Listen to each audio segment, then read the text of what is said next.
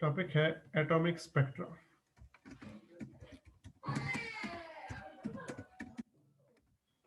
Atomic spectra. Sir sir हाँ बेटा बोलो।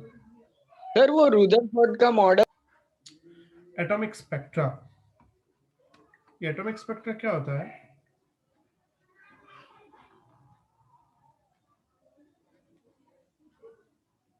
ये एक डिस्चार्ज ट्यूब है।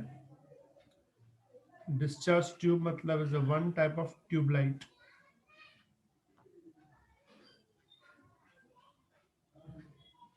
यहाँ से बाहर से हम इसको वोल्टेज प्रोवाइड करते हैं, ठीक है। और अंदर हम लोग पर्टिकुलर गैस को फिल करते हैं। जैसे अपने ट्यूबलाइट जो तुम यूज करते हो घर में, उसमें भी गैस फिल होती है अंदर, ठीक है। बहुत सारे एटम्स होते हैं, ठीक है। जब हम बाहर से उसको बैटरी यानी कि वोल्टेज प्रोवाइड करते हैं,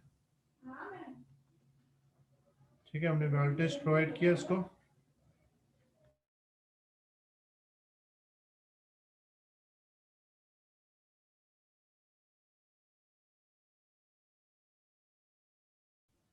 जैसे हमने इसको वोल्टेज प्रोवाइड किया प्लस माइनस, तो वोल्टेज प्रोवाइड करने से अंदर के जो गैस मॉलिक्यूल्स हैं वो एनर्जी गेन करते हैं। जैसे ही वो एनर्जी गेन करते हैं, उस एनर्जी से वो इलेक्ट्रॉन अपनी लोअर स्टेट से हायर ऑर्बिट में, नहीं लोअर ऑर्बिट से हायर ऑर्बिट में जंप करते हैं।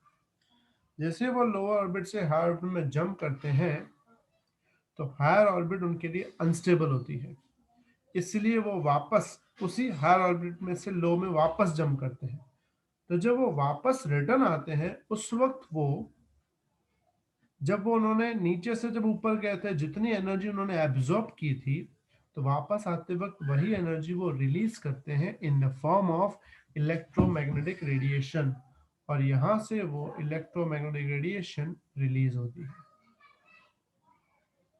और वो सर इलेक्ट्रोमैग्नेटिक ये और एक बार समझाना। हाँ बेटा, पूरा एक्सप्लेन करता हूँ फिर से। कि जब हम डिस्चार्ज ट्यूब में गैस को फिल करते हैं और बाहर से वोल्टेज प्रोवाइड करते हैं, तो वोल्टेज से जो एनर्जी मिलती है, उस एनर्जी से गैस के मॉलिक्यूल के जो इलेक्ट्रॉन्स हैं वो अपनी लोअर ऑर्बिट में से हायर ऑर्बिट में जंप करते हैं। एनर्जी गेन करके लोअर ऑर्बिट से हायर ऑर्बिट में जंप करते हैं, लेकिन हायर ऑर्बिट में ज्यादा देर तक वो नहीं रह पाते, तो वापस हायर ऑर्बिट से लोअर ऑर्बिट में जंप करते हैं। तो जब वो वापस आते हैं, तो उस वक्त एनर्जी रिलीज करते हैं in the form of electromagnetic radiation. और वही इलेक्ट्रोमैग्नेटिक रेडिएशन जो है वो तुम्हारे लिए लाइट बन जाती है। आसपास की जो लाइट है ना, वो उसकी वजह से होती है। तो ऐसी लाइट को अगर हम फोटोग्राफिक प्लेट पर ले लें, कहाँ ले लें? फोटोग्राफिक प्लेट पे ले लें, और उसमें उसको डिस्क्राइब करें, उन लाइंस को वेवलेंथ के रिस्पेक्ट में, तो ऐसे स्पेक्ट्रा को, ये जो ग्राफ बनता है, इस ग्राफ को हम नाम देते हैं एटॉमिक स्पेक्ट्रा। और साइंटिस्ट सारे टाइप की गैसेस का एटॉमिक स्पेक्ट्रा निकालते हैं, जिसमें सबसे जो फेमस है, सबसे पहला था, it's called hydrogen spectra. Hydrogen spectra, hydrogen का जो स्पेक्ट्रा मतलब कि इस डिस्चार्ज ट्यूब में, याद रखना इसको हम क्या नाम देते हैं? डिस्चार्ज ट्यूब, मतलब वन टाइप ऑफ ट्यूबलाइट। तो डिस्चार्ज ट्यूब में हाइड्रोजन को फिल करके हाइड्रोजन का स्पेक्ट्रा बनाया, और स्पेक्ट्रा में जो लेमड़ा होती है, मतलब वेवलेंथ होती है, उसको हम ऐसे डिफाइन करते हैं, 1/λ equals to r 1/n1 square minus 1/n2 square. कैसे डिफाइन करते हैं? 1/λ equals to r 1/n1 square minus 1/n2 square. इसमें जो r है, सॉरी मतलब पहले लेमड़ा बात करो, लेमड़ा वेवलेंथ है, r जो है इसको बोलते हैं रिडबर्ग कांस्टेंट। रिडबर्ग कांस्टेंट, और रिडबर्ग कांस्टेंट की वैल्यू फिक्स होती है It is 1.097 10⁻⁷ मीटर इनवर्स। इसमें से जो N1 और N2 है, N1 is known as series term। Series term या इसको दूसरी भाषा में बोलते हैं डेस्टिनेशन, मतलब कि इलेक्ट्रॉन कौन सी ऑर्बिट में जा रहा है। N2 is called line term, और लाइन टर्म का मतलब होता है स्टार्टिंग ऑर्बिट, कि वो कहां से आ रहा है। मतलब समझो अगर वो थर्ड ऑर्बिट से फर्स्ट ऑर्बिट में जा रहा है, तो थर्ड ऑर्बिट उसका स्टार्टिंग ऑर्बिट होगा, यानी N2 होगा। फर्स्ट में जा रहा है तो फर्स्ट उसका डेस्टिनेशन होगा, यानी N1 होगा। मतलब डेस्टिनेशन N1 होता है और स्टार्टिंग पॉइंट होता है N2।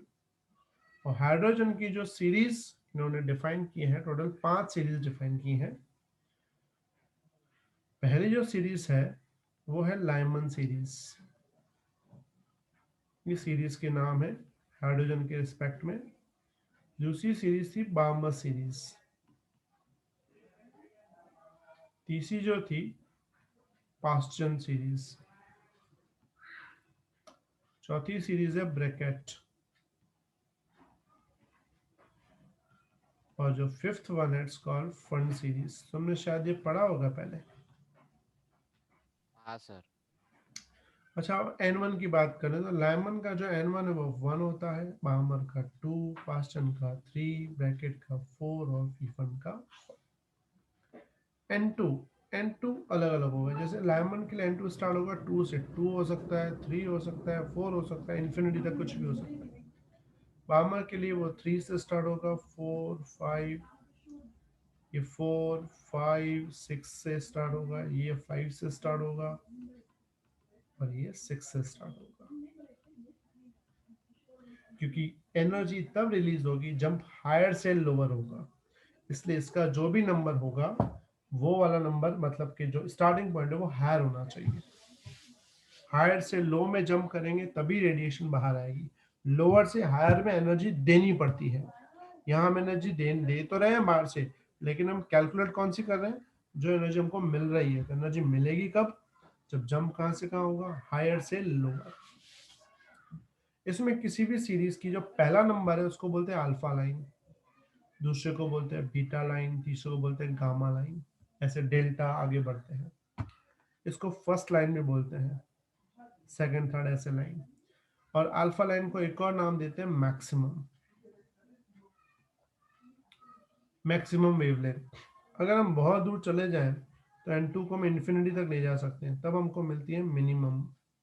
मतलब मिनिमम वेवलेंथ के लिए N2 इन्फिनिटी होना चाहिए, मैक्सिमम वेवलेंथ के लिए N2 पहला नंबर होना चाहिए, फर्स्ट नंबर। जैसे पी फंड की मैक्सिमम तो N2 6, पी फंड की मिनिमम तो N2 इन्फिनिटी। बाल्मर की मैक्सिमम तो N2 3 लेंगे, बाल्मर की मिनिमम तो N2 इन्फिनिटी लेंगे। मतलब कौन सी लाइन है वो N2 पे डिपेंड करती है। और बाल्मर नाम आ गया मतलब N1 तो 2 ही रहेगा, वो चेंज नहीं होगा। दूसरी बात, लाइमन का सब कुछ यूवी में आता है, अल्ट्रावायलेट रीजन में। बाल्मर हमेशा विजिबल में आता है। जो बाकी 3 है वो हमेशा इंफ्रारेड में आते हैं। क्लियर सबको? किसी को डाउट इसमें? अगर मैं ऑर्बिट्स की बात करूं, जैसे ये ऑर्बिट है 1, ये 2, 3, 4 से समझो बहुत सारे ऑर्बिट में। अगर सपोज करो कि जंप जो है, ये समझो ये ऑर्बिट तुम्हारी फर्स्ट है, ये सेकंड है, ये थर्ड है, ये फोर्थ है, ये फिफ्थ है। अगर समझो सेकंड से फर्स्ट में जंप हुआ, या थर्ड से फर्स्ट में हुआ, या फोर्थ से फर्स्ट में हुआ, ये सब लाइमन में आएंगे। इलेक्ट्रॉन अगर सेकंड ऑर्बिट से फर्स्ट में जंप करे, थर्ड में से फर्स्ट में या फोर्थ में से फर्स्ट में, ऑल आर लाइमन। अगर समझो वो थर्ड में से सेकंड में करे, फोर्थ में से सेकंड में करे, या फिफ्थ में से सेकंड में करे, they are all about Balmer series. मतलब ये सीरीज डिपेंड करती है कि डेस्टिनेशन कौन सा है। डेस्टिनेशन अगर फर्स्ट ऑर्बिट है तो सारे लाइमन में आएंगे, डेस्टिनेशन अगर सेकंड ऑर्बिट है तो बाल्मर, ऐसे डेस्टिनेशन अगर फिफ्थ ऑर्बिट है तो फंड सीरीज में आएगा। समझ में आया बेटा सबको बात? Clear everyone?